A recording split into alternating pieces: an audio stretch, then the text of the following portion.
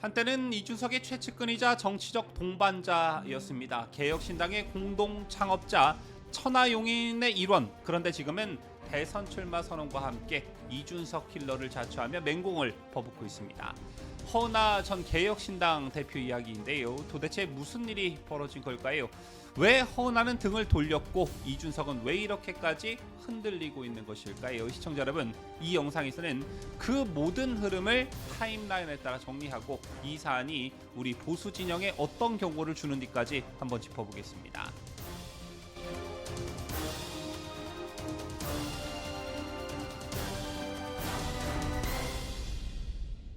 시청자 여러분 안녕하십니까? 뉴스데일리 베스트 미네커입니다. 자, 오늘 허은하 전 개혁신당 대표가 공식적으로 탈당을 선언하고 대선 출마까지 전격 발표했습니다. 한때 개혁신당의 얼굴이자 이준석 의원과 정치적 노선을 함께했던 인물이 왜 이렇게까지 결별을 선언하게 됐는지 그 배경을 짚어보겠습니다. 이야기의 시작은 지난 2월로 거슬러 올라갑니다. 허은하 전 대표가 개혁신당의 당원 소환죄로 인해 대표직에서 물러났고 법원에 효력정지 가처분을 냈지만 기각당했습니다. 이때부터 좀 상황이 심상치 않았지요. 하지만 단순히 물러난 게 아니었습니다. 허 전 대표는 곧장 이준석을 부정회계 혐의로 검찰에 고발합니다. 언론 보도에 따르면 주요 내용은 두 가지였는데요. 우선 하나, 당대표 시절 특수관계 업체와 홈페이지 운영 계약을 체결하고 매달 1,100만 원씩 총 1억 5천만 원을 집행했다는 의혹. 둘, 혁신연구원장 재직 당시 정치 컨설턴트에게 공개 입찰 없이 5,500만 원 상당의 용역을 맡겼다는 겁니다.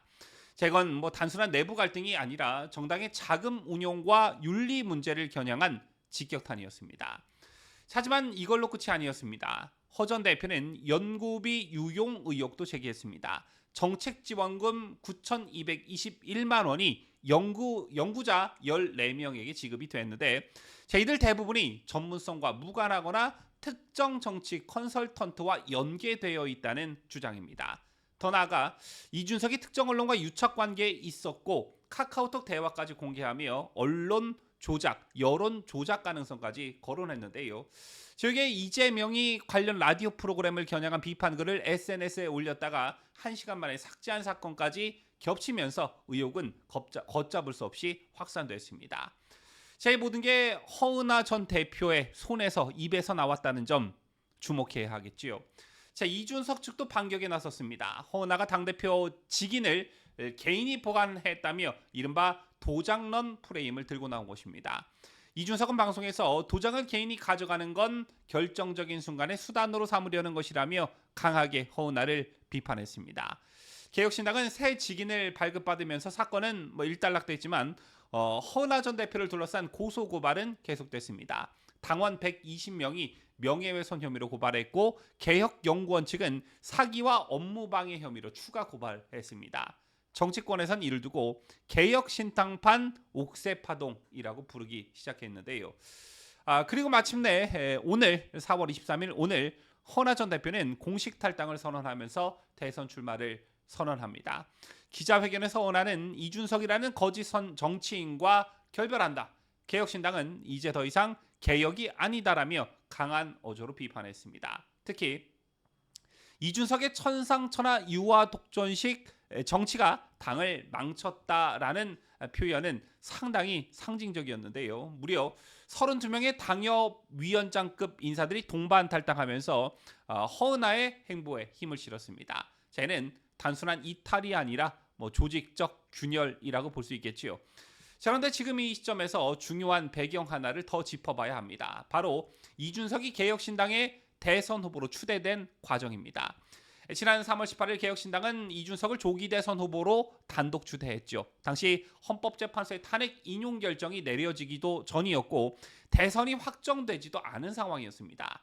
그런데도 개혁신당은 이준석의 단독 후보에 대한 찬반 투표를 진행했습니다. 그 결과 찬성 92.8%, 반대 7.2%로 통과됐습니다.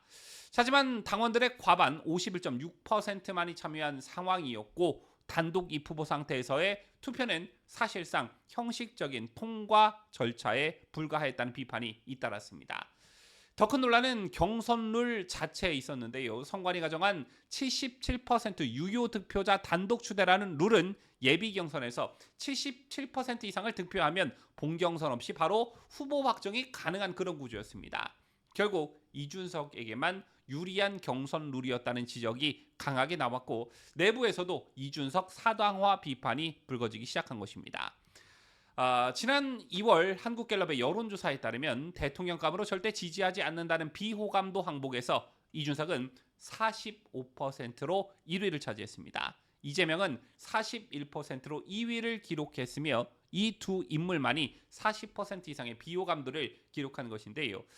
정치권에서는 이 결과를 매우 이례적으로 보고 있습니다. 일반적으로 호감도와 비호감도는 어느 정도 비례 관계를 형성하는데 당시 조사에서 이재명은 적극 지지층이 26%로 1위였던 반면 이준석은 고작 2%에 불과했습니다.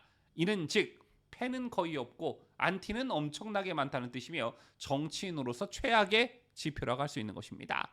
제 같은 비호감도 상승은 이준석이 그동안 국민들에게 어떻게 비춰졌는지 잘 나타내고 있습니다.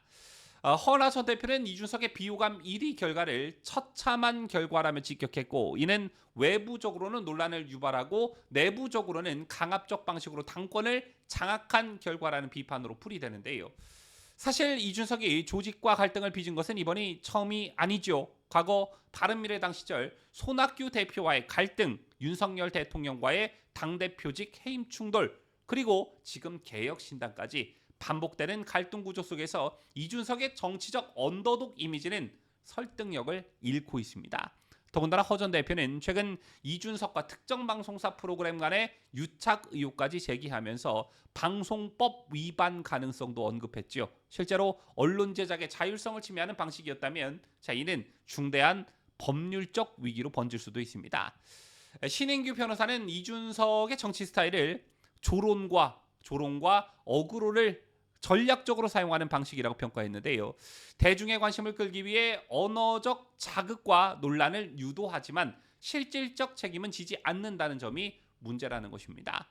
이와는 달리 윤석열 대통령은 자기 희생력 리더십을 통해 2030 세대 존중을 받고 있고 이는 말보다 실행에 집중하는 주체적 리더십의 표본으로 젊은 층들에게 긍정평가를 받고 있습니다. 이준석의 방식은 초기에는 효과적일 수는 있겠으나 지속되면 정치적 노이즈로 전락한다는 점을 알아야 할 것입니다. 이제는 2030 세대가 정치적 주류로 자리 잡고 있는 분위기이며 이들에게 필요한 건 갈등을 유발하면서 어그로를 끄는 정치인이 아니라 책임과 실행력을 갖춘 동반자입니다. 이런 맥락에서 이준석은 그 흐름을 역행하고 있는 셈입니다. 시청자 여러분, 이번 사태에서 우리가 주목해야 할 지점은 단지 개혁신당 내부의 싸움이 아닙니다. 더 중요한 것은 현재 여론조사에서 한 4%에서 7%의 지지율로 나름 선전하고 있는 이준석이 내부 고발자 허은하 전 대표 연이은 폭로와 공세로 인해 정치적 기반 자체가 무너질 가능성이 점점 더 커지고 있다는 점입니다. 이준석은 여전히 후보 단일화는 없다면서 호언장담하고 있지만 정작 내부에서 터져나오는 조직적 고발과 분열은 그 누구보다 이준석의 정치적 명분과 정당성을 흔들고 있습니다. 오늘 허은하의 선택은 순도 100% 이준석을 향하고 있는데요.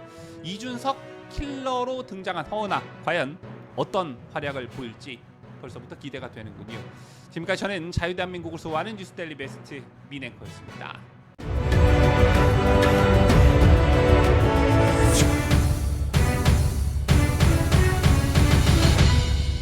함께해요. 뉴스데일리 베스트.